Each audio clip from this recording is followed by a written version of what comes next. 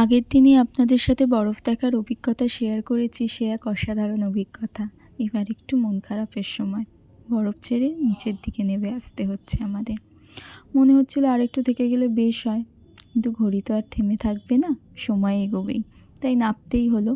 আর মাঝে এই জায়গাটা একটু দাঁড়িয়েছি চা আর ম্যাগি টিফিন করে নেওয়ার জন্য। এরপরে রওনা দিয়েছিলাম সোলাং ভ্যালির উদ্দেশ্যে। সোলাং ভ্যালি ছিল জাস্ট অসাধারণ, দেখে মনে হচ্ছে ক্যালেন্ডারের পাতা থেকে ছবিটা যেন সামনে চলে এসছে, এতটাই সুন্দর। আর দেখে মনে মনে আর একবার ইচ্ছা হয়েছে আরও একবার আসবো, যখন এখানটা সম্পূর্ণ বরফে ঢাকা থাকবে। আর আকাশটা দেখুন, এতটাই সুন্দর। যখন প্যারাগ্লাইডিং করছে সবাই, এত ভালো লাগছে দেখে, যেন চোখটা পুরো জুড়িয়ে যাচ্ছে। আজকে এইটুকুই, দেখা হচ্ছে নেক্সট ভিডিওতে। জানাতে ভুলবেন না ভিডিওটা কেমন লাগলো।